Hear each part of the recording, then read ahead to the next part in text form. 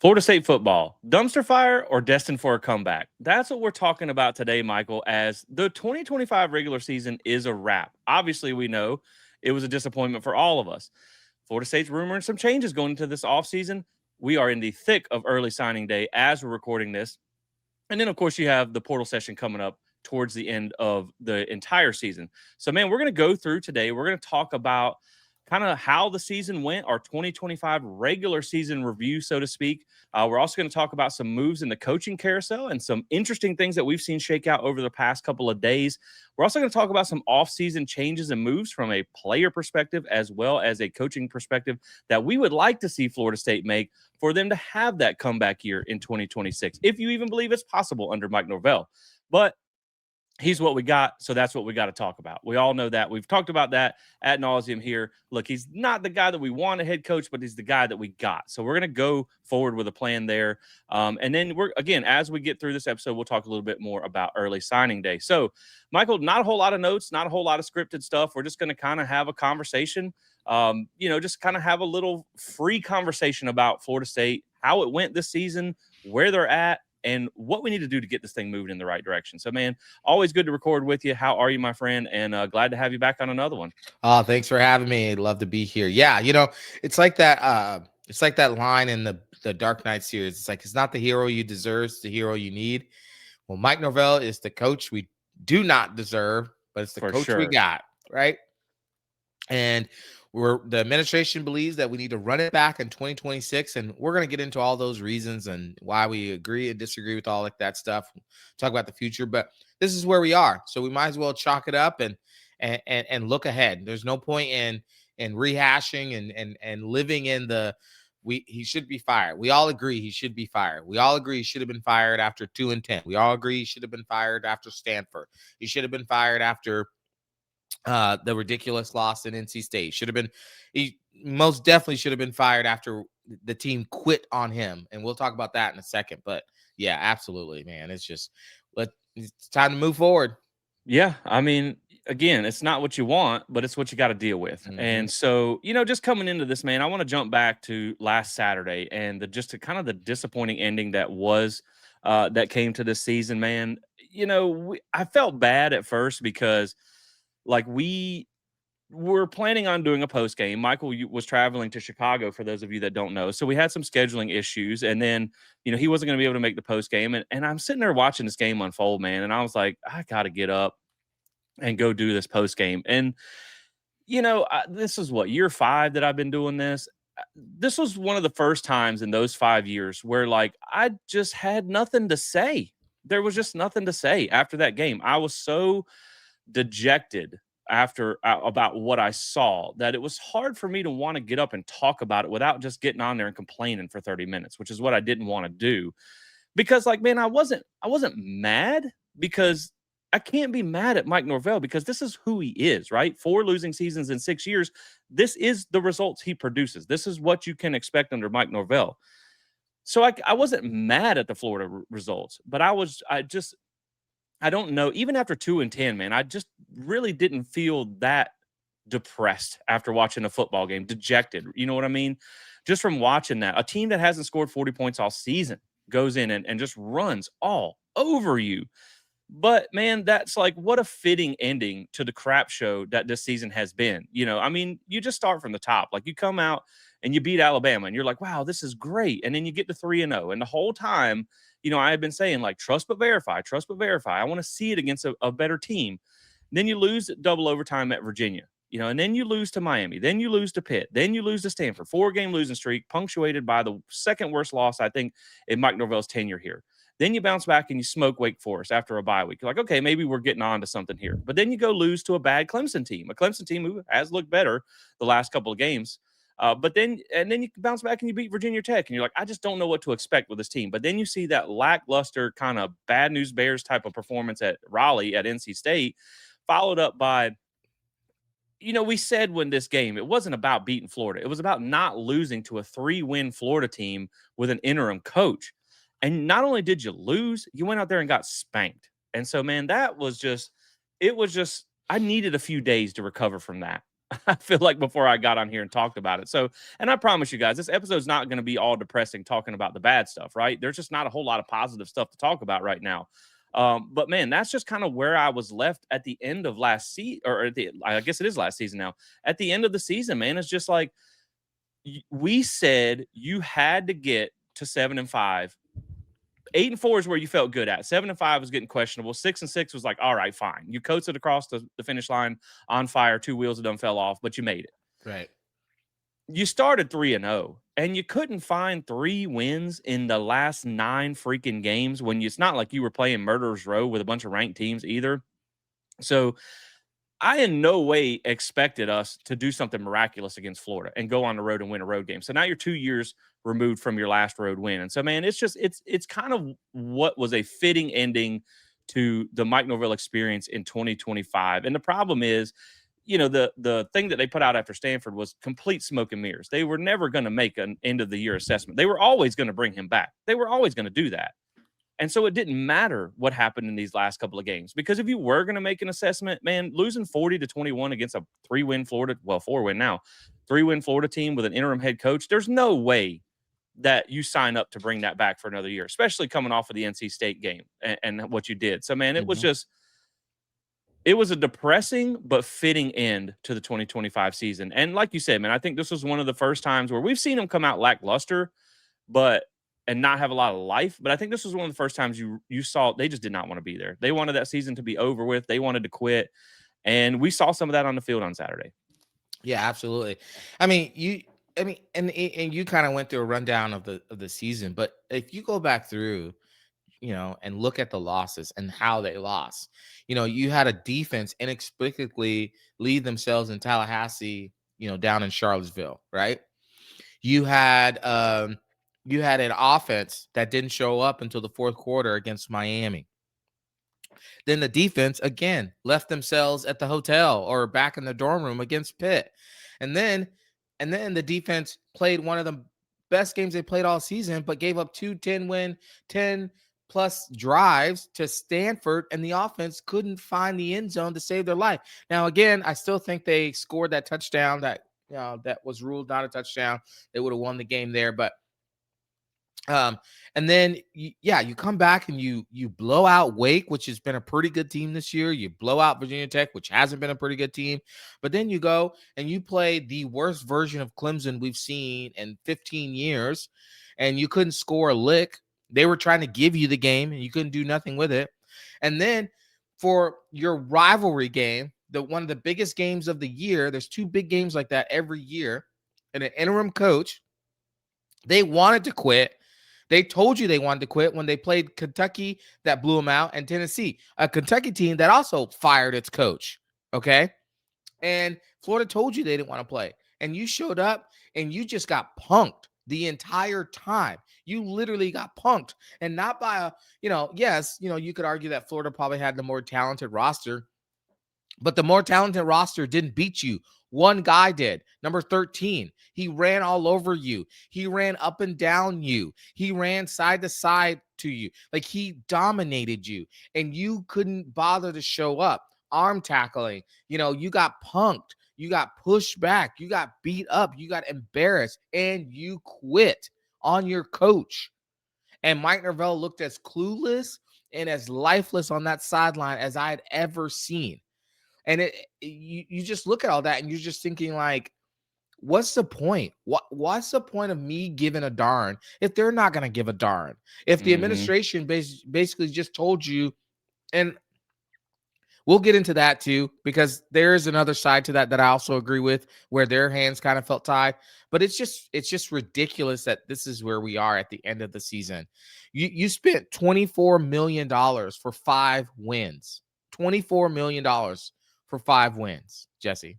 Yeah. And you know what team probably didn't spend $24.5 million on their roster that still went in and won in the swamp? That would be South Florida. Mm, And I think that's the frustrating part, man, when you look at the schedule, like, so you go down there and you're like, okay, Friday night double overtime loss to a Virginia team that's playing in Charlotte this weekend. Like, okay, I could understand it. Miami, they're just in a better place than you right now. They're spending $30 million on a roster. It is what it is. But it was how you lost that game. That was what was so frustrating, is watching Mario Cristobal come in 2 years, fewer into his shorter into his tenure and lap you in your own building. That was frustrating.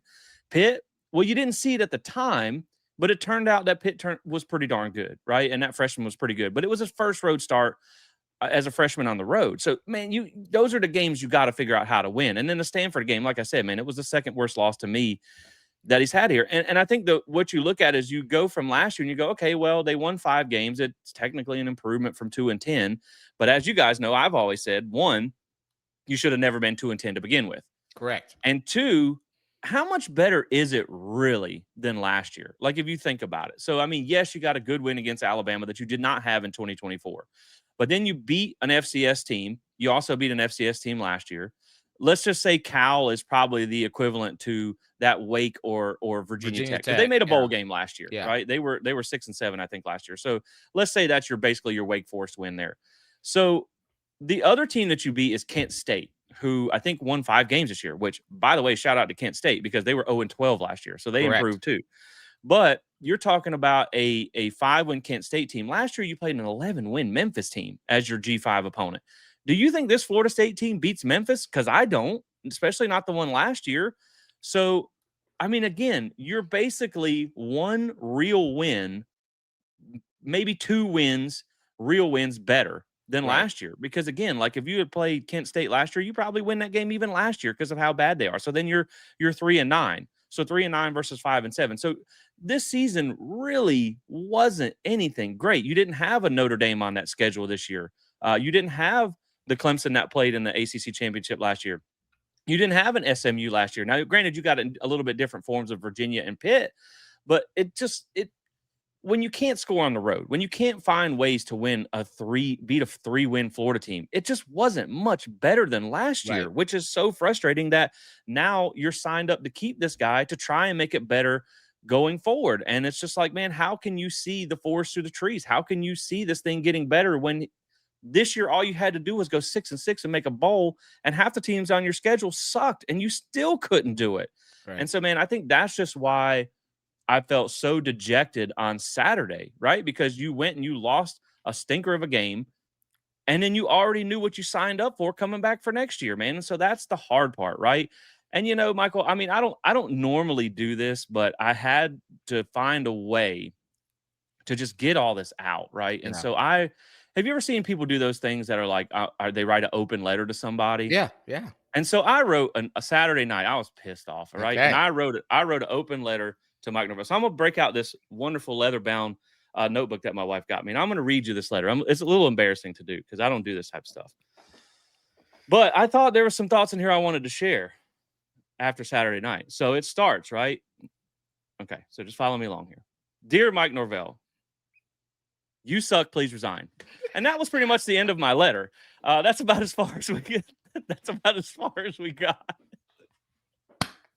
I like that letter. That's very So, elegant writing there, Jesse. Very I good. feel like it summed up everything I needed to say in short, sweet, to the point. Feel like I feel like that's about all I could say, man.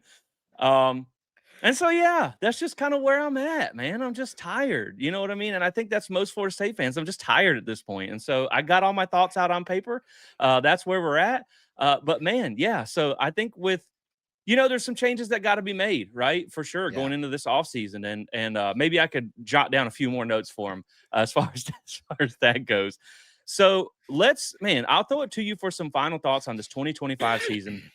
Then we'll jump into offseason moves and changes and some of the coaching carousel thoughts. Because again, man, it's just all jokes aside, it was better than last year, but not by much. Not by much. Yeah. And so when you're trying to get back to here, up high, if you're watching on podcast only version, I'm putting my hand where 10 to 12 wins in a playoff berth would be. And you only managed to jump from here to here against a worse schedule. Yeah. Again, where's the confidence that I'm going to feel better that we're going to win some games next year? I think that's going to have to come through on-field staff changes and player acquisition. That is the two things that are going to make you feel better about 2026. So we'll talk about that stuff next. But, man, give me some final thoughts on this 2025 season because, frankly, it was not good enough, and it's another not good enough page in the Mike Norvell book. Yeah. So, to me, I'll say, when is not good enough going to be enough? Enough. Yeah. I'll say this. I've come to the understanding, or I'll say I've come to the opinion that this 5-7 season is much worse than the 2-10 season. And here's why. This is my final thought on this season. Because in the 2-10 season, you could point to a lot of different things as to why that team did not basically was a utter disaster. There's Yeah. so many things about that. Whereas this year, you can't point to very much anything outside of the fact that you, again, for the second straight year, got a terrible quarterback. Everybody and their grandma told you you should not get this quarterback, but you went ahead and you did it. He was going to be the perfect fit for your offense, run it exactly the way it was. Now, granted, he was injured most of the year, so that really stunted his running ability. But from a passing standpoint, there were wide receivers, whereas in 2024, wide receivers couldn't get open to save their life, or DJ thought they didn't look like bricks, so he didn't throw it to them. Like either that. But this year they're running wide open and you can't get it to them. You're double clutching the ball. You're overthrowing it. You're sidearm throwing it. You're throwing it in interceptions. You can't even see over your offensive line to have a good, clear passing lanes to see there. You picked a terrible quarterback. Then you had no consistency in the running game. Yeah. Gus Malzahn's known for taking 1 to 2 backs and riding them roughshod. And every week it was just like, Jack in the box. Who's going to pop out and be the back of choice this week? There's never any consistency. You overpaid. You had to overpay Georgia for Ozma Chroma, and you barely used him. I think on the season he has like 72 carries for like 400 something yards. Think about if you doubled his carries, he'd be around 800 to 1,000 yard back right now, right? Honestly, if you wanted to find a back that looked like the Jaden Baugh kid that ran all over you in Florida, I mean, look at Chroma. Chroma could have been that kind of back, and you just did not use him very well. You paid a lot of money into a wide receiver who had, I think, 4 catches for 100 something yards and fumbled a punt that cost you the game against NC State and Squirrel White, and it was injured. I mean, what a ridiculous investment you made. And I think that's why this season feels so much worse than the 2010 season, because Yeah. you didn't learn a thing from 2010. You said this was going to be a quick fix. Did you mean the fix was 5 wins? Now, granted, I will give you all the credit in the world, Mike Norvell, for the Alabama win. What an amazing night that was. Yeah. It was insane. Jesse and I had an incredible time storming the field. It was magical. So I will give you credit for that. But you Yeah. didn't learn a lesson from 2010. You didn't learn a thing. You made the same mistakes you made in 2010, or the 2-10 to now. That's why this season is much worse than the 2-10 season, because you didn't learn a thing, and now we're stuck with you for another year. That's my final thoughts on 2025. Put the dirt on it, close the casket, put the tombstone, let it go. Yeah. Well, let me throw a few flowers on that while we're doing it, because you bring up a lot of good points. Because I tongue in cheek about the scores and the games, but no, I think you're right. I think you saw a lot of the things rear its head that were why we are where we're at in the first place, right? Misevaluation on a quarterback again for the second year in a row. Then you have misuse of personnel. Again, I know at the time Squirrel White looked productive, right? But why did you not get anything else out of him? Was that bad quarterback play? Was that because he's not healthy? Was it just because he's not good? I know he came here from Tennessee looking for more touches because of bad quarterback play under Nico. Well, buddy, you didn't know It what got you were worse. signing up for, Yeah. right? You did not know what you were signing up for. The heavy rotation of the running backs again. They lied, stood at the podium, and told us we're going to run with 2 to 3 backs. And what did we say? Well, how are you going to keep everybody in this room happy? Well, apparently that was a load of crap, because Right. they used a ton of different running backs, and Tommy was actually your leading rusher in the offense with 137 carries this year. And so, yeah, I think you definitely, like we talked about before, when you bring in, the beauty of a Gus Malzahn offense is you're not heavily reliant on that quarterback being a Heisman type of Right. passer, right? You can have a converted DB like Nick Marshall lead you to a national Right. championship game. The problem is you got to be able to run the ball. And when you Right. nicked up that ankle, you just turned into a bad passing quarterback who Yep. was kind of mobile, Yep. right? And so that's just not where it worked out. And like you said, man, last year you had O-line problems, you had wide receiver problems, you had quarterback Quarterback. problems. Even then, you look back to last year, you killed your hope almost immediately, right? You lost to Georgia Tech, then you followed up with a loss to Boston College, and you followed up with a loss to Memphis, and you were Memphis. like, okay, we're cooked, No. right? This is just what this season's going to be. This year, you started with all the hope in the world, and Mm, everything looked great. Squirrel mm, White played well in that great game, or in the Bama game. Everybody did good, man. mhm. How did you regress every single week? And that is what's so tough, right? Um, and so I think that's the hard part about this year is you can see where 2 or 3 little tweaks could have made a big difference in the season, but the problem is it's like, man, it's just right over the top Mhm. of his head. Like it's the same stuff that you're seeing all the time that doesn't get adjusted, that doesn't get moved. We stick with people out of niceness for too long, and I don't understand it. And those are the things that put you in the position that you're in. And we're still now, I know we're in the middle of early signing day. We're still the 14th best class. Yep. And now you expect them to sign an even better class to reload this roster with talent based on a 5-win season. It's just not going to happen, man. And so that is the hard part about 25 is you're seeing a lot of the same kind of bad decisions, bad evals, and bad development and stuff like that. That's leading to the same process, the same results, and then you're asking to bring that guy back to do it again next year. And so, Right. man, that's where it's hard for us to find any hope in all of this. But man, I mean, when we start talking about getting ready for next season, because again, this is where it's at. You got to be ready for next season, right? First off, the biggest development for next season that you need to know about if you haven't heard already, Notre Dame is off the schedule. New Yep. Mexico State is on the schedule. It's going to be your Hello. first game of the season. And so, Let's go Aggies. it's disappointing as a season ticket holder because I was planning on going to the Notre Dame game. Mm, But it's good from a fan perspective that is they're kind of gifting Mike Norvell another possible win there. yeah. And so, man, again, that's the thing is like you just got to find a way. Like when I approach 2026, man, for me, my message to Mike Norvell, and I promise you, I mean this as kind-hearted as I can. Shut up and win games. I don't want to hear no more because what did we say after the game? Mm, I'm sorry to the fans. It wasn't what it mhm. was supposed to look like. It's not meeting the standard. Man, what you say, and I think I said this earlier in the year, what you say in a Monday press conference doesn't mean a damn thing when on Saturdays you're apologizing or Fridays, you're apologizing for another embarrassing loss. I don't care what you got to say on Right. Monday. Matter of Right. fact, don't say anything until you start winning games. That's all I want. Well, they're just going to be mad at me because I'm hoisting another trophy. No, buddy, you can't even hoist a Gasparilla Bowl trophy.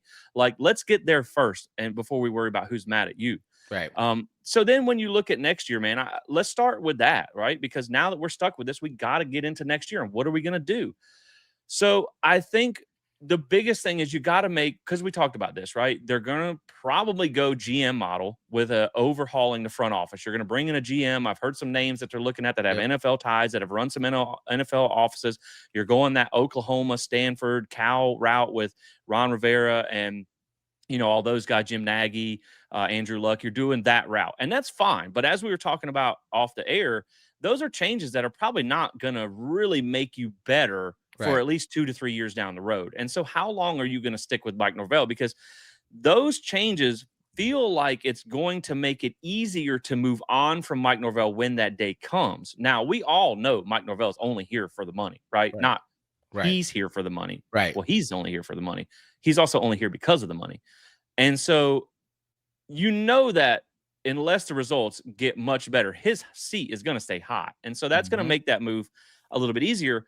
But what are you going to do that's going to get people their butts in the seats for 2026? Because if you roll this back the exact way that it is, it's just not going to move the needle for anybody. And I think the main takeaway here is do remember, like we mentioned, that it is in the middle of early signing period. You're probably not going to see them make positions change coaches until after this has happened. So probably next week or something like that, maybe over the course of the weekend, if they're going to make some. And we've said this before, Michael. I mean, when you look at the roster and the coaching at the positions, I think quarterback is the first place you have to make a decision here. I think you Right. got to move on from Tony Tokars. It's just not been good enough. The development, the on the field play has not been good enough. I know there's the we'll talk about the OC thing, but there's a thought of Gus. I always want to call him Gus Norvell. Maybe there's a reason for that. But Gus Malzahn moving on, whether it be retiring another job, whatever the case may be, there's a heavy rumor that he's not going to be here next year. And so I've seen some people talking about, well, maybe you let Mike Norvell take over the play calling and promote Tokars to just a de facto OC, like Atkins was. Yeah. No, man, if you cannot get that man far enough away from my program, just like Mike Norvell, and it's nothing against Tony Tokars personally, because I'm sure he's a nice guy. we cannot develop a quarterback to save our life. And so I think that's the number one position you have to start over with. Because even when you talk about coming into the season from a position standpoint, they're going to go back to the portal, right? Sperry probably was your guy. But if Gus is not here, I don't know that he fits any of the new systems. So you're probably going to go back to the portal. The Old Dominion quarterback who hit the portal is a name that I've heard they're interested in. Probably better than what we'd be bringing back. And then if you move on from the offensive coordinator from Gus Malzahn, Cade Bell is a name that's been rumored from Pitt. Boy, howdy, that would be a prayer answered. I would love to have Cade Bell in the offense that they run, and maybe he brings that freshman quarterback that smoked you with him too. Like that would be nice as well. So for me, man, when I look at the offense, the quarterback position is the number one position. You need to start over fresh with a coaching position, and you need to, depends on the offense you're running, probably bringing another guy from the portal again, because I'm good with rocking with Sperry. But the problem is, then if you rock with Sperry next year and it is Gus, then you're basically admitting to, man, this is another growth year. Yeah. And this program needs to win right now. This should have been your growth year with Yep. Sperry and not Tommy. Yep. But you wasted that. And so now next year you need to win again. So you got to go portal over him again. So from the offensive perspective, man, I think quarterback is number one. I always questioned what we were doing with a running backs coach at wide receiver. That I didn't really understand, because Deuce is great, man. 1,000-yard receiver. You got to pony up all the cash in your account, in your savings account, to try and get him to come back. But the rest of the receiver room is hit or miss. But with what you saw from LaWayne McCoy late in the season, if you can get Danzy to come back, some of these other guys that you're bringing in, I don't think you need a whole lot, unless like Keon Coleman becomes available and falls in your lap again. Yeah. Really, what I'm most worried about is you have to replace all 5 starters on the offensive line.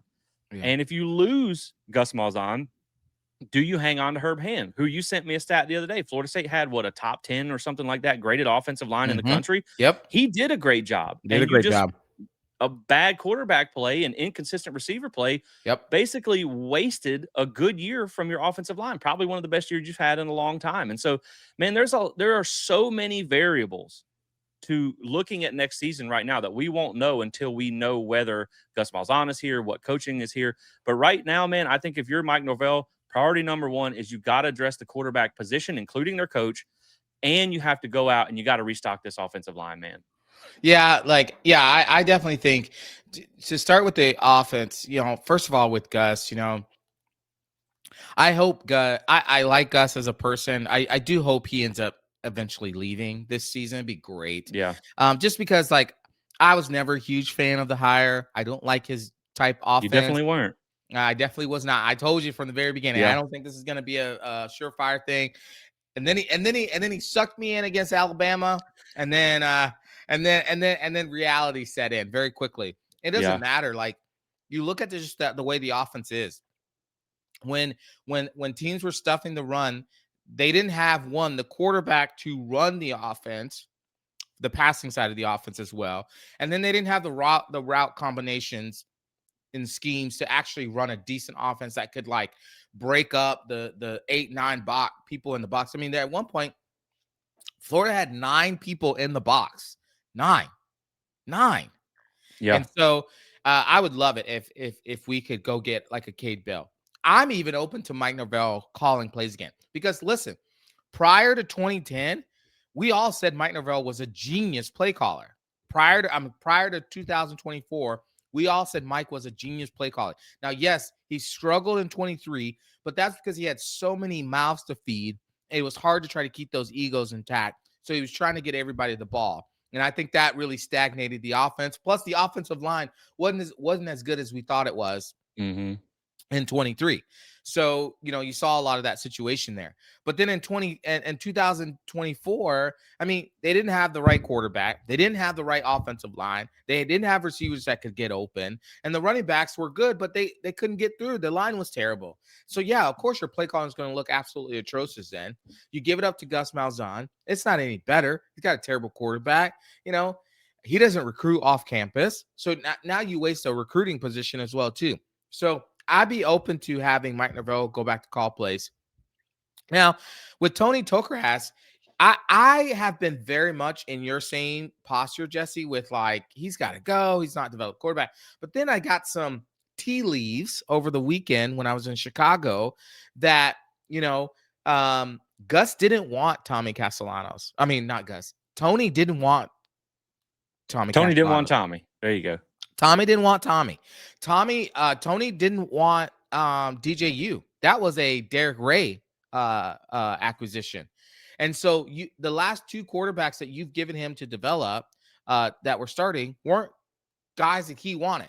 Now, I counter that argument with, okay, but what about Brock Glenn? What about Chromahawk? Like, what about all the guys that were part of what he wanted? Where are those guys Mhm. at? Those guys haven't showed up either. So, like, I get the public perception that you look at DJU and Tommy Castellano and say, well, Tony hadn't done that. I would say that's more so on the offensive coordinator and Mike and Derek Ray and Mike Norvell for those two. But everybody else underneath those starters is on Tony Tokras. And so I do think you should very seriously consider looking elsewhere for your QB coach, right? Yeah. That you very seriously should go hire an offensive coordinator in name only to save you money and go get somebody who can develop a QB.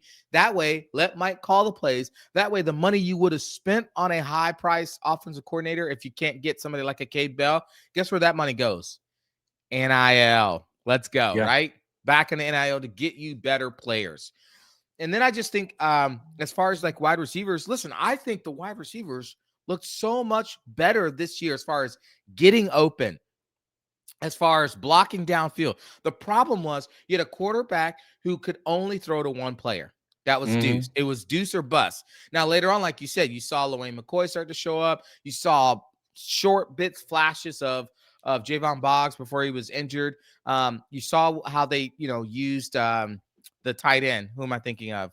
Um, from UCF that Oh, transferred. Randy Pittman. Randy Pittman. You saw how they use that as well too. So I could see where you give the tight end coach another year because he actually was pretty decent. Obviously, the squirrel thing is like, man, that was a conundrum. But Yeah. overall, I just think that this offensive scheme needs to just be gone, and you need to bring back Mike's offense or bring in like a Cade Bell type offense and just really, really, really significantly make an investment. Either it's going to be Sperry and we're going to pour everything into getting him ready, or we're going to go get the best quarterback in the portal. We're not going to spare change. We're not going to go $800,000. No, we're willing to pay $2 to $3 million to go get a quarterback to help us. Or if not, you're going to be right back in the situation, like you said, Jesse, that it's another development year. 24 was supposed to be the development year. Instead, you pushed all your chips in and all your chips burned up. Then this year, you pushed your chips in and they burned up again. Like, you can't do that in 25. Yeah. You're running out of house money right Yeah. now. And you're right. No, I mean, you're I out think of house money. You're not running out. You're well, out apparently of. he's still got a $54 million kitty left. So he's That's still true. hanging in there. He's still got a pretty big pot left. Apparently he's got more money than the house. So there you go. But no, you're right. I think if you let Mike Norvell call plays again, it might not be ideal. Like if I had to choose, I'd take an OC, a real OC like Cade Bell before I would take Mike Norvell calling plays. But at least his offense is more modern. You could, like you said, instead of spending $2 million on a overpaid probably OC because you got to pay him extra to get him down here into this situation, that maybe you pay a $2 million quarterback, and maybe Yeah. that's the answer for you for a change. Yeah, well, the thing with Tokars is it's tough, man, because he hasn't developed any high school quarterbacks. That's the problem. My problem with him isn't necessarily DJU or Tommy. Those guys were a lot of what they were beforehand, before they got here. It's the fact that you even had to go get him because you didn't have anybody ready. You're talking about going into year 5 and year 6 with you basically as the quarterback coach. Now, I know Dillingham was back in the day, but he was like the assistant, off the field assistant, got promoted. You don't have anybody ready. And so I could see where if you went Mike Norvell with a Kenny Dillingham type of OC, a guy who doesn't necessarily calls the plays, but knows Mike Norvell in this offense very well. So you could see that as well. And it is interesting to hear that maybe he didn't want those two guys.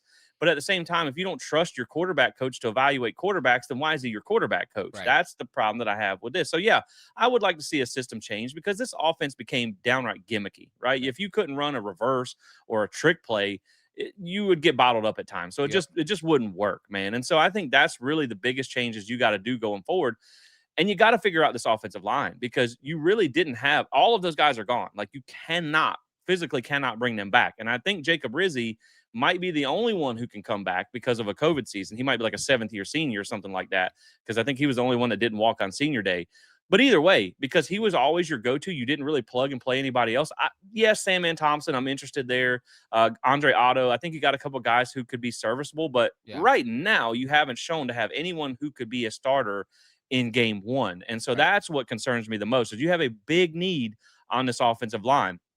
Now, I do trust Herb Hand to go out and get this thing right, but we don't know that Herb Hand's even going to be around if Gus Malzahn Right. leaves because if he takes Right. another job, he might follow him there too. So yeah, man, you got some things you got to fix, right? This offense has to figure out how to score on the road. You cannot keep averaging what 15, 16 points on the road. It just can't Right. happen, man, if you want to win road games. And so I think it would be nice to see them go another direction on the offense here, at least from a schematic standpoint, and invest in quarterbacks. And we'll talk about money in just a second because there's a thing I want to talk about there. But then when we talk about the defense, man, really, I think one of the biggest things, going back to the offense for a second, I think one of your biggest things is going to be retention, right? And we've heard Right. a lot about this from the Battle's End throughout their history of existence is retention, retention, retention. You got to try and keep Makai Danzig. You got to Mhm. try and keep Chroma. You got to try and keep a Sam Singleton. You have got to try and keep some of these tight ends that you really like, and that's the thing. I give Chris Thompson no problem, right? All you've done is bring in blue chip tight ends Yep. that you just don't use enough. But on the defensive side of things, man, I think the first thing you got to do is start with retention, right? You have got to bring back the twins. You Yep. have got to bring back Amari Williams. I think you have got to get some kind of defensive lineman like Kevin Wynn has got to be able to come back because right now you don't have anybody else that you feel remotely good about. There's a couple of guys that I'd have to look up whether they have eligibility and they can come back, but there's a couple guys there. Um, but you got to go out and get some defensive linemen because you still have not recruited that position well enough. And so you're going to have to go find some guys in the portal. But to me, retaining those four dudes is your first number one priority. At linebacker, we have not seen Caleb LaValle play yet, the transfer in from North Carolina. The rest of them don't care if they stay or not. They can all go because they're all terrible. And I don't need to see any of you in Garnet and Gold next year, along with your coach, John Papuchis. No offense, dude. You are a terrible offense or special teams coach now, which is why I was agreed that I thought it was good to put him in with linebackers there for a little bit. Man, it's just not getting the job done on the defensive side of the ball or special teams. So to me, that's a position you just basically need to start over. You can build around the LaValle kid. You just signed his brother. So, obviously you want to keep him around. So maybe that's two that you could look at there. But I think you got to go back to the drawing board at linebacker, especially if you're staying in this 3-3-5, because it's just not, you can't have the strength, what needs to be the strength of your defense be the weakness. And that's exactly what it was this year. You got to go find you some edge rushers, man. The twins are great. I think Amari Williams can grow into his own, but you got to find at least one guy that you can put at that position that can be dominant. And that might mean if James Williams does come back, we'll see if Tony White stays, if he comes back or not. You got to put him back as a third down package player. He Yeah. cannot be an every down player next year. No. And then really, man, as far as the secondary goes, I don't really have a ton of complaints back there. I think if you get Jabril Rawls back, you got some guys to work with. Maybe if there's some high-level players out there, because it wasn't encouraging seeing Charles Lester getting burnt by Florida the other day. Oof, man. So I just don't know what's happening with that under layer of those like sophomore level DBs that just can't really seem to get on the field a whole lot. But I think up front, man, you got to address linebacker and you got to address this defensive line because we saw the difference that it made in 23 when you had serviceable linebackers and a good defensive line. It didn't matter what you had on the back end, but you had one of the best back ends in the country because you had a great defensive line of linebackers. And so this year, it just wasn't, none of it was good enough independently. And then when you mixed it together, it wasn't great. But the defense did start to play better in the second half of the season. Now, that's notwithstanding, you had some bad offenses on there. I will give you that. So I also would not mind moving on from the 3-3-5. I will say that. But I also feel like the 3-3-5 can work if you have the right pieces. And right now, we just don't have the right pieces. But can you get those pieces coming off another disappointing season? Because this goes back to a lot of what we talked about with the coordinators of Mike Norvell before. You saw some improvements, right? How often do we see the Twins get on the field under the last coaching staff? How often do we see a guy like Danzy break out as a freshman under the last coaching staff? But you also don't want Mike Norvell to be here. So can you stomach Mike Norvell long enough to see these changes come to fruition, right? And with these new coordinators and their players that they're bringing in, continue to get better. That's the hard part. But I mean, I think you got a lot of stuff. If you're going to keep this 3-3-5 defense, you have a lot of stuff you got to address going into next season. Yeah, absolutely. I mean, I think number one is that line. I mean, like you said, you have to retain the Twins. I mean, Mandrell Desir finished number two in freshman most sacks ever by FSU freshman. Number two behind Brian Barnes, right? Brian Burns, I'm sorry. He finished number two. You've got to put resources into that. Now, you can't go crazy, but if you can find a way Yeah. to retain the Twins, absolutely. And then you need to go get some dog edge rushers. You need to go find them immediately. And you need something in the middle. You need to plug up the middle with depth as well too. And I totally wholeheartedly agree with you that if James Williams stays, I mean, I wouldn't be sad if he left. But if he No. stayed, then yes, he is really just a third down package. He is not an every down rusher. You saw that. I mean, he would get pushed and bullied, and maybe one in every 6 games would his name even appear as somebody making a play. So you definitely need to go and work on that line. And then you need to go find at minimum serviceable linebackers who can read their gaps, who's not going to play timid, who are going to fire off when they need to fire off, who can actually be in coverage, a little bit, can do some of that stuff. Who basically, I mean, even if you need to go find some really big safeties and convert them to linebackers, that are much better at coverage. You just cannot run back what you have right here. Every one of them, all of them, Graham, Nicholson, all of them, Thompson, Juice, all of those guys. It just None of them wasn't. have proven to be good enough. No. Over and over again, you've proven to not be good enough. And then on the secondary, like again, I thought the secondary didn't have a bad season. I mean, they had a couple bad, plays here or there. Tackling sometimes was always a problem. I think the scheme more so hurt the secondary than anything else. Again, Yeah. I've said for years, I am not a fan of this. Let's give the wide receivers, 8 to 10 yards cushion. I just don't understand that concept. I get you're Yeah. playing cover 3 on the backside, maybe cover 2, maybe, sometimes a cover 1 flip into a cover 2. Sometimes you're playing palm coverage. I get those things. And so you want to give a little bit of cushion, but to give 8 to 10 yards every time, so that way when offenses are running like RPO glance, they got a free 7 yards right there. I mean, how many times did DJ Lagway run an RPO glance, fake it to the running back and then throw like a little slant route right across there? Why? Because he knew he had 8 to 10 yards of cushion on his wide receivers every time they wanted Yep. to. That's what bothers me about this defense and this scheme. It bothered me with the bend and break. It was like, yeah, from 20 to 20, we're going to give up all kind of yards. And I know we say oftentimes on here that, yards don't win games, it's points. Absolutely. But when you've bent, eventually you're going to break. And that's what we saw. I mean, at the end, right? And so I would not be sad. I might celebrate. I might do a little bit of dance if Tony White doesn't come back, but it looks like he's probably is. So if he's going to come back, Mike Norvell has got to get in his ear to say, hey, man, we've got to be a little bit more aggressive on this defense. Okay. Yeah. I'm not saying that they need to be playing press coverage every play, but can we at least play 3 to 5 yards of cushion instead of 8 to 10? That might feel a little bit better. That's been the biggest thing that's ate me up all year is just the off coverage. Every single time when you don't have linebackers who can cover either, you're just creating gaps for them to exploit. Now, the one thing that does make me feel like Tony White could be okay if he stayed is you have seen his defenses typically take a big step either in year 1 or year 1 to year 2. And so, we'll see. Is it a personnel problem? Is it a scheme problem? Did he need to learn some things this year? Who knows what the case may be? But you're going to have to make your presence felt in the portal to get those types of guys. And can you do that? Are you willing to do that? Because, again, Michael, I don't want to speak a ton on it because I haven't listened to the episode yet, but there obviously has been some pretty big news coming out from a couple of different. Jason Staples was the one who dropped it originally, and it's made its way around Twitter about just kind of some of the funny business that's been going on with NIL and the money at Florida State. And so it makes it hard to kind of see a path to them getting better when you have stuff like this coming out. That's the frustrating part. But, we'll talk about that now, but just to give some final thoughts on this defense. Yeah, man, I don't love the scheme. I don't love the things that they're doing wholeheartedly. But again, I understand that if you had decent linebacker play and you had a decent edge setter, your defense probably wouldn't have been in the position that it was.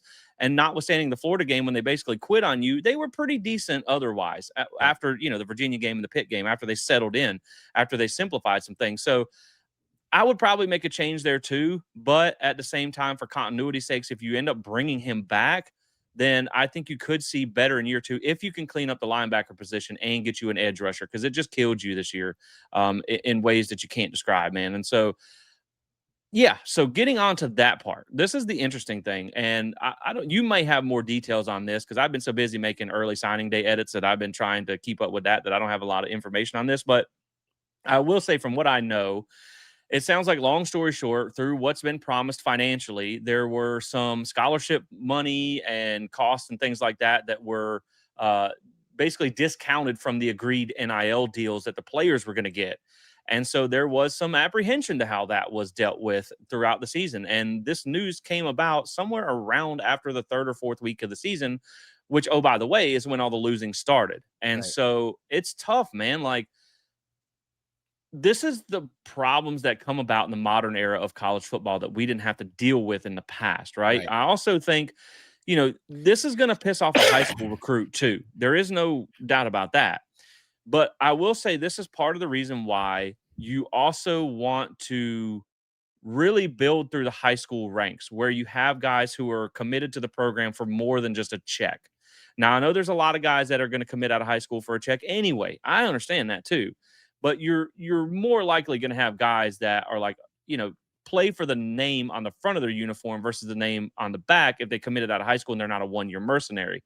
But it is a problem if this is the way it is, and I'll let you share some details on it because, again, I have been so busy I don't have a whole lot of details on it. But it's not a good look for Florida State, and it's not a good look for the university. Now, from what I've heard, some people mention that other universities are doing the same thing, so it's not necessarily just Florida State. Um, but the one thing that I want to say before I'll kick it back to you is my position, and I want to be smart about how I say this, right? Because it's obviously the university that we cover. I have been very much in favor of Michael Alford for a while, right? Because he was willing to open up the strings, and build the football only facility. And he was willing to spend money on a staff and all this type of stuff. But some of the reports that have been coming out recently about how he's very much a hard cap guy when it comes to the rev share, and that you're not going to pay over that when, like, if you're not going to cheat when everyone else is not cheating, fine, let's not cheat. But it's not even cheating, man. If other schools are doing it and being successful, and you're being a hard cap person and you're not successful, man, you got to get over that, or you got to get out of here, because you are going to be the single biggest hindrance to us being successful, because it's just the name of the game nowadays. And like you mentioned earlier, man, you cannot keep trying to win with bargain bin quarterbacks, because let's face it, that's pretty much what we got. We got DJU and Tommy out of the bargain bin because, well, let's be honest, no one else was going to take them. And so you did that, and now you're seeing some of these other schools that are spending the money on quarterbacks getting better quarterback play. So I think, man, you got to get past this hard cap mess, and you have to be willing to invest in some players. You have to be willing to go pay $1 million or $2 quarterback. And I know that's not what people want to hear nowadays, but look, man, in the NIL era, that's where it's at. Yeah. And so, as much as I have appreciated what he has done for the program and helping build it up, and helping to get us out of the ACC and things like that, or at least move that legislation into effect or whatnot. But man, if the reports are true that we are basically hamstringing ourselves NIL wise because of what the athletic director believes, then you got to have a change there too. It's got to start at the top, man. And I can't substantiate some of these things to basically say yes, they are true. But if the reports are true, man, then that's got to be part of the change. And maybe that's why they're doing the GM thing versus making the change now under just the AD, because there's also rumors that he's been applying for other jobs too, and that he may be out of here just as fast as anyone else. And, the last thing I'll say is, you look back to Cal. Cal brought in Ron Rivera with Justin Wilcox as head coach. They did not make a change till Ron Rivera had been there for a year. And so they let him make the coach. They just fired their coach. And so maybe that's what Florida State wants to do. They want to get this GM in place so maybe he can make the changes long term. But man, again, every change you make, if you're kneecapping yourself NIL wise, is only going to do so much. And so, man, I hope those rumors aren't true. But if they are, I think you got to have a change at AD too, or else you're going to be stuck in purgatory forever. Yeah, yeah.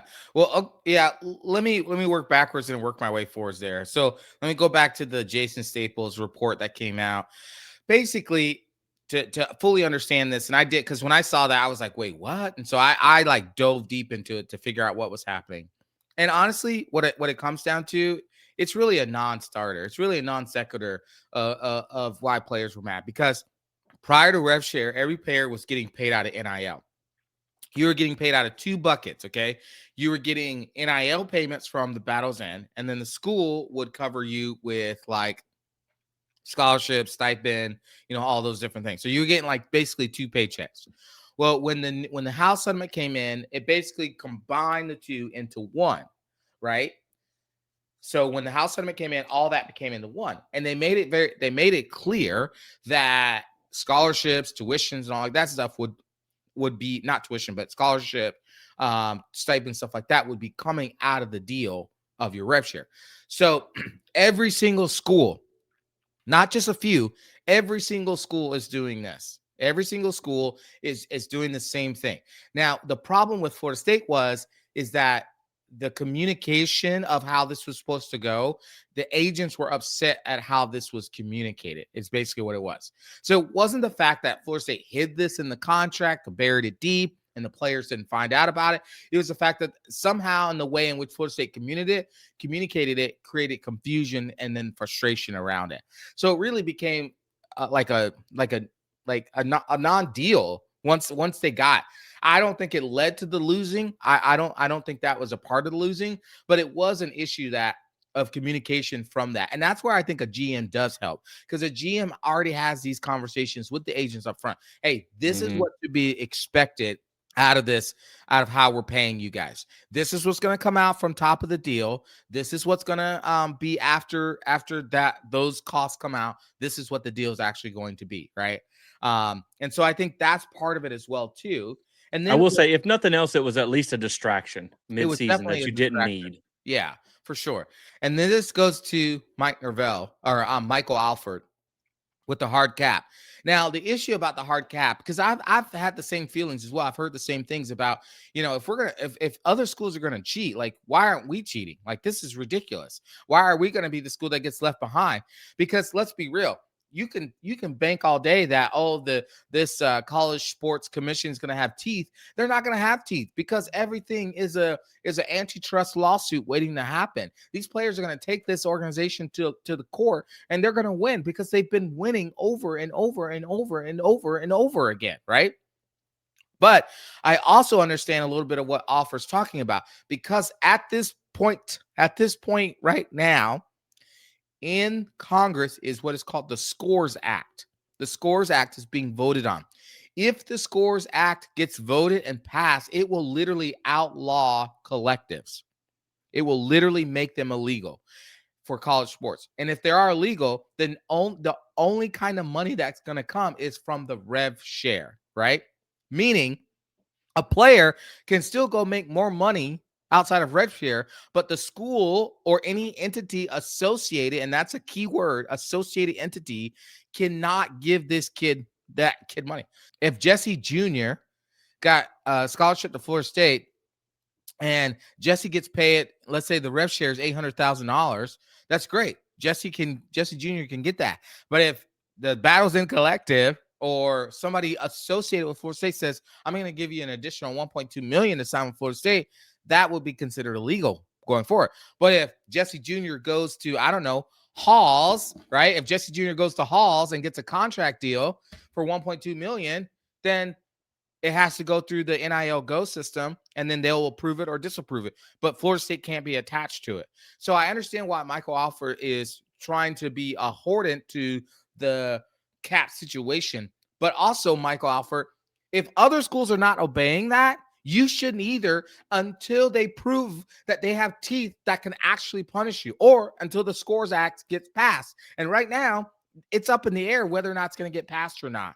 And so I think that plays into the fact of Wales too. It's like, Michael Alford, you need to like release the chains, but keep an eye on it so that the Right. school can be successful. Right. And And for what it's honestly, worth, Jesse Jr. is taking the 1.2 million. oh, I I don't bet he care. I don't Michael care Dude who was it's thinking coming from. that. Yeah, I don't care who Exactly. it's from. I don't care who it's coming from. But no, you're right. Stop being a Boy Scout when you don't have to be. Right. Right. Don't be like, that the kid in school is like, "No, I'm going to tell the teacher when she comes back in the classroom that you did that." Like, no, dude. Like Tennessee goes out and does these things, and then basically has their state government like, "Oh, you ain't punishing the Vols, baby." You know what I mean? And they do all that, and then they get all that stuff thrown out with the judges in the court. Like, man, until they tell you no twice, I'm of that mindset. Until they Right. tell you no at least twice, keep going, man. Keep trying. Like everyone was front loading these NIL deals before Yep. the season started, man. Until that score act goes through, you need to be spending like your hair is on fire. And then it should be like Florida State, you can't do that. I'm sorry. Keep paying. Keep paying. What was that you said? Yeah. You can't do that. Okay, I'll stop when I'm Okay. done, right? And just keep push it to the edge, man. I mean, what are we doing here? So yeah, no, I agree. I get what you're saying, and I get that he wants to be prudent about it. But if you're following a fictitious law right now, which Right. makes no sense because no one else is doing it. Right. Right. No, I agree. I totally agree. It's like the problem is like I get that the rule is there, that the college sports commission has said this is what it is. But did you know that like there was an article that came out last week that was saying that there are coaches that are basically telling kids like, hey, go get this NIL deal and don't report it to the college sports commission because they're denying a lot of these deals. So they're just not getting reported. And how does the college sports commission have any way of knowing if Jesse Jr. got a deal from somebody, right? It's not like Yeah. these collectives have to turn in information to the NCAA or to the College Sports Commission saying how much money you paid out and who you paid it out to, right? And so they don't have to turn it in at all. So you could be having tons of deals, tens of millions of dollars worth of deals that never even get reported to the College Sports Commission. People are already cheating, and I'm not in normal life and character. I would say cheating is bad. You shouldn't do it. But dadgummit, if every other school is doing it, we need to be doing it, Yeah. or we're going to get Agreed. left behind. Agreed. 100%. And I will tell you one deal, Michael, that you don't have to leave behind. Mm. And that's a great deal at Alumni Hall, our title Mm. sponsor. You can get great FSU gear. Look, even if you don't want to wear it out in public right now, right? I get it, but still go load up on the gear, man. These guys got elite stuff, and they've been sponsoring us for some years now, so we really appreciate that. And so those guys are Alumni Hall FSU. You can check them out if you're in Tallahassee at 1415 Timberlane Road, or you can shop online at alumnihall.com. Navigate over to the FSU page. Cold weather's coming. It's already cold here, Michael. I don't know if you guys down there in Florida need any cold weather gear, but if you do, you better get ready. And Alumni Hall is a great place to do it. Christmas is coming up as well, so make sure you get a great gift for any Knoll fan in the family, and they got you covered. So make sure you check them out. Alumni Hall, FSU, promo code SPEAR, save yourself 10%. So Michael, again, man, let's just kind of talk about a little bit about the coaching carousel, because it's been a crazy couple of days now. Now that the season is in the books, now we have been stuck with Mike Norvell. Our coaching carousel has got like a rusty bearing. That sucker never started, right? You need a tetanus shot to get on this carousel.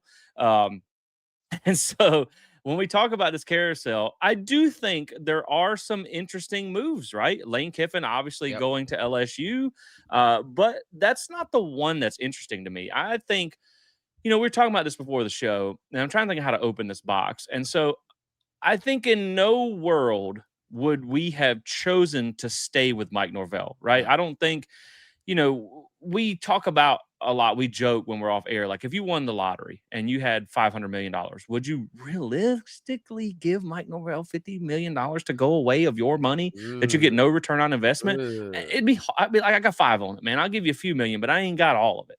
Mm.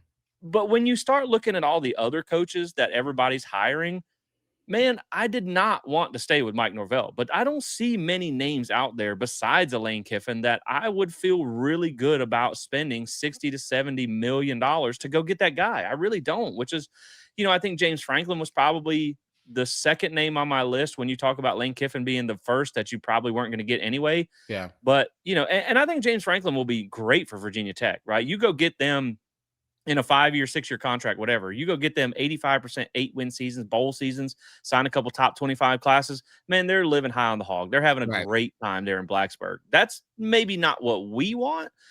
We would take the bowl floor. Yeah. Right now, we're taking the floor of the bowl, the toilet bowl. That's what we're taking with Mike Norvell. But I don't know that that was the long-term goal of where we wanted to be.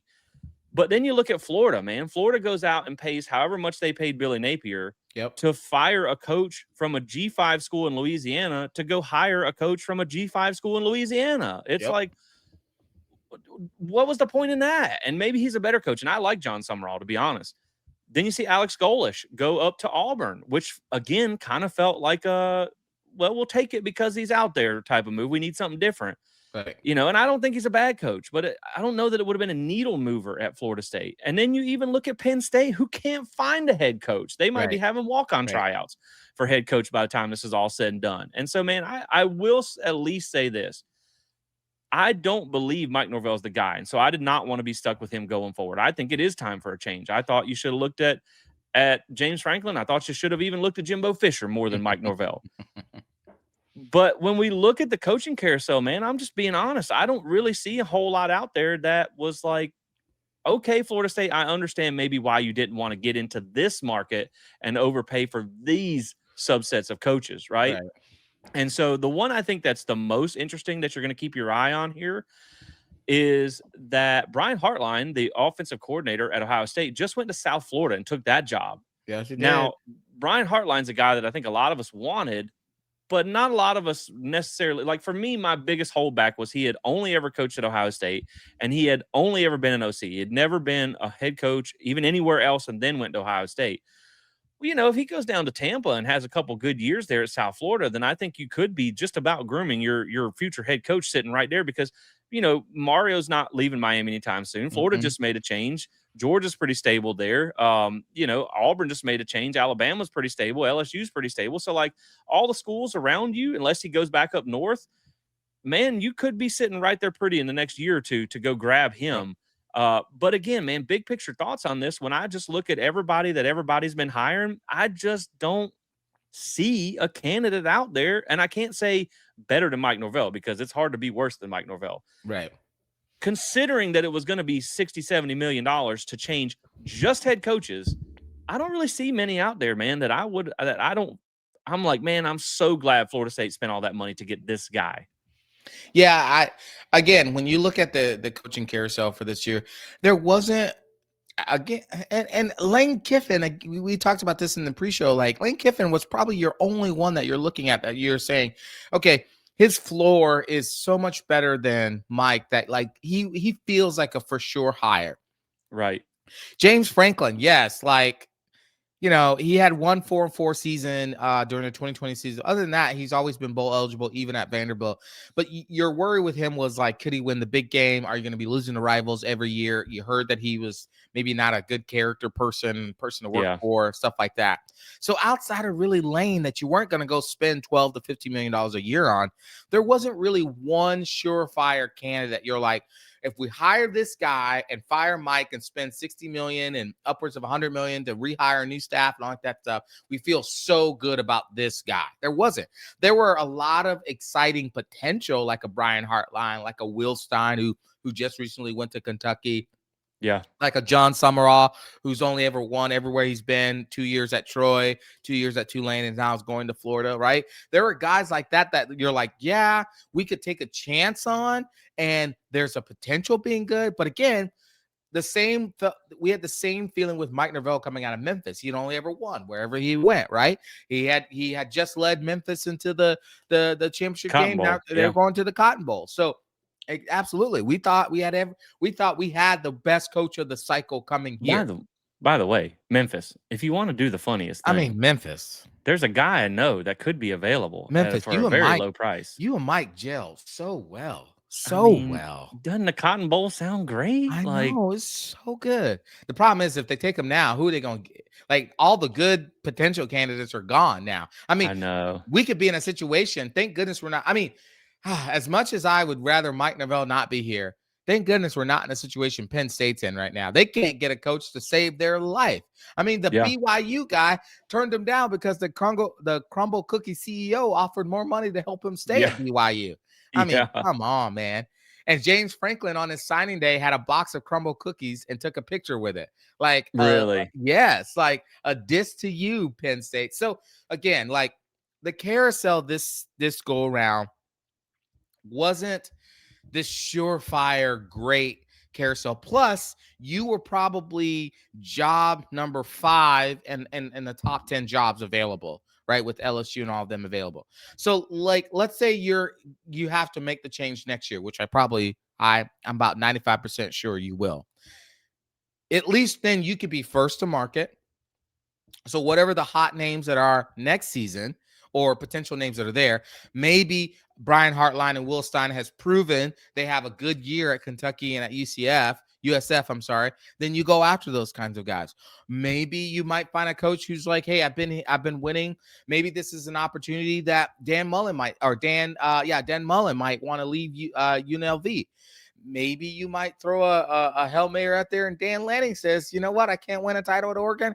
I'm gonna come to Florida State and get better get recruits there. This is an opportunity for that as well too. So maybe you have a better situation in this next coaching carousel than you probably had in this one. There just was only really one surefire hire, and you Yeah. weren't willing to pay $12 to $13 million for that one.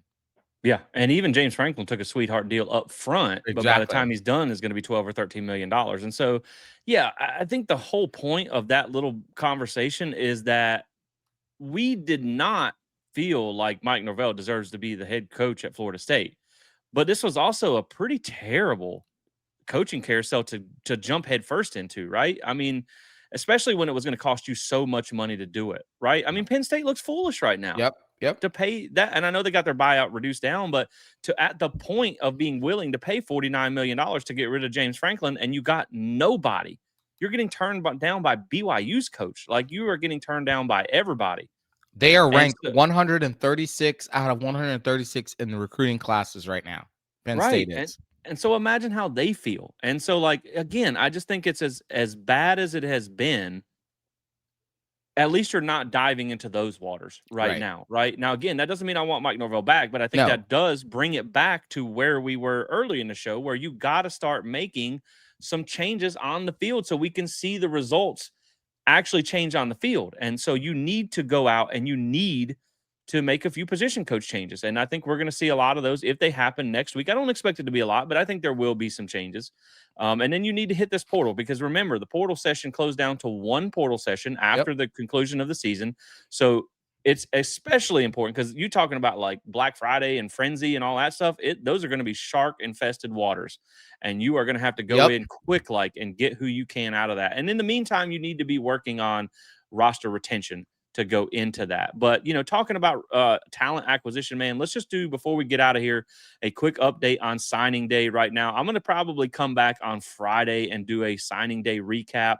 Hopefully, Mike will be able to join me for that one. But right now, it looks like according to 247. Florida State is sitting at the 14th ranked class in the 247 composite. They have signed 21 players so far. You got some big ones in the boat. You got Chauncey Keenan, which you had to have after you lost the other kid. Gosh, what was, Michael? I forget his name every single time we bring it up. To Timmons. Ohio State, Timmons. Jay After you Timmons. lost the Timmons Yeah. kid, man, you had to land Chauncey Keenan. You got him in the boat. You got Xavier Tiller in the boat, 4-star tight end, who I really like. Ephraim White, man, I went to do a little bit of research on him, and apparently he's a really productive high school Yeah. quarterback. Like, Yeah. hey, maybe we don't need to be recruiting him as a wide Mhm. receiver. So you got again Franklin Whitley, another big time edge rusher out of South Carolina. That's another type of guy that it would be really nice to see him 6'6", 265 to see him hit in year one. But you still got some other guys out there that you got to land. You still got Isaiah Williams coming up. Depending on when you watch this, he may already be signed or not. This is the number one linebacker in the class who's been like 6 different schools so far. So Right. it'd be huge to land him. Yeah, there's a couple of other guys out there. Your quarterback, Jaden O'Neal, Jason Lopez is a wide receiver, dual sport guy that I'd really like to get. I don't want to talk a lot about it because by the time you watch this, these guys may be signed. But again, man, I think it comes back to with this class, Again, man, you're not where you need to be. Let me just say that. Right. When you're talking about this class as a whole, sitting at 14th right now, you have 18 3 stars, 12 4 stars, according to 247. It needs to be better, but you have some nice pieces in here. And what you want to see is this become like that last class where you start to see 2 or 3 freshmen pop off of that Right. class. You get 2 or 3 freshmen that can pop off this class. You get 2 or 3 more freshmen which are now sophomores from that last class, and they start to emerge a Right. little bit. That's when you can start to see things tick up from the high school perspective. The problem is right now, you're still going to have to go get a bunch of guys out of the Right. portal. That's the problem. But you're up to 30 commits, man. So I mean, at least they are leaning heavily into the high school side of things. You just need some more dogs in there, right? Right. You need some more high 4 stars, maybe a couple 5 stars in there too. But man, again, right now I think you're just kind of holding on. You're holding pat for a change at GM and a change at some other personnel. So you're just trying to get who you can. So, again, another not top 10 class, but another what appears to be top 15 class. So as we've talked about with Mike Norvell's whole tenure, man, it's not been good enough from the high school level, but at least you're signing 30 kids from the high school level now, and you do have some pieces that I do like in this class. So we'll see how things shape up between now and Friday, and then we'll come back and we'll do a recap on this class on Friday. Yeah, you just hope, like you said, you just hope that you can get about 4 or 5, 6 of those guys that can be able to pop from that class and begin to provide some long-term stability. That way your high school recruiting can get better. To have a top 15 class is no, it's not nothing, to have a top 15 class. Yeah. But at Florida State, we expect top 10s, and every occasionally a top 5 class, is what we expect at Florida State. Jimbo had us in the top 10 every single year, and then in the top 5 a few times. Obviously, Bobby, all those years as well too. So it's never been that way under Mike Norvell. It's probably never going to be that way under Mike Norvell because, again, I still think he's probably gone after next year. Well, Mm-hmm. I should stop saying that because I thought he'd be gone after this, but maybe not. Maybe they'll let him finish out his contract and we'll be miserable. But That junkyard cat getting all of them 9 lives. let me just tell that Project Kitty just keep living. I mean, my goodness. You've heard of Project Pat. Well, this is Project Cat, right? Poor Mike, just hanging on. But yeah, man, that's gonna be it, right? We're gonna just keep our eyes to the ground, ears to the ground on this signing day class. See if they can get any flips. They've added some pieces that weren't sure that we're gonna be in this class, so we'll bring you guys a recap of that on Friday. But man, look, I know this isn't the place that we want to be talking about this program, but like we said, it was another disappointing season in the Mike Norvell storybook or whatever. 4-6 now is not good enough. We definitely know that. But at the end of the day, man, all that matters right now is how you make the changes going into 2026 so you can make this thing get better going forward because you are stuck with him for right now. And so you have to figure those things out. And a big part of that is signing day. And a big part of that is the transfer portal and roster retention and making those on the field changes. And so that's what we wanted to come to you guys and talk about today. No script, no notes, just kind of our general feelings on where this program was. I wanted to read you that very in-depth, well thought out letter Yes. that I wrote. Um, earlier in the show. So that's going to be it, guys. If you are enjoying this content, hit that like and subscribe button. Rate and review on the podcast helps us reach other Noel fans. We really appreciate you guys doing your part. Again, you guys are as much a part of the show as we are. We would love to hear all your thoughts in the comments if you're watching on YouTube. Man, hopefully, I know it's going to be a dreadful offseason, Michael, but I'm hopeful that we can push towards 3,000 subscribers by the end or by this time next year comes around. We are up to 16 tribe members now. So we really appreciate those of you who have taken the extra step to join the channel as a tribe member financially. It is only $5 a month. It helps us just make this a better product for you, get all kinds of new stuff for the show and do the tailgates and all that stuff that we do. So, man, we would appreciate those of you taking the time to do that extra step. So, man, with that being said, Michael, let's see how signing day wraps up, man, and we'll be back on Friday. I just want some positive news. That's all I want. Like, just let's not lose any big time guys. Maybe we'll get a flip in there somewhere. I know it's hard, man. It's just we know it's going to be a long offseason, guys. Just buckle up and bear with us. I mean, shout out to the Nolecast. They finally hung it up after like 20 years or something Yeah. like that, man. It's a crazy time. It's not fun to talk a lot about this football program right now, but that doesn't mean we're going to stop doing it. We're not going anywhere. So we got baseball and basketball and softball coming up. Basketball has been looking a little rough here the last couple games, so we won't talk about that too much. Link, Lonnie, please save us. Save us. Save us. And with that Gosh. being said, guys, we'll catch you on the next one. As always, Go go Noles. Knowles.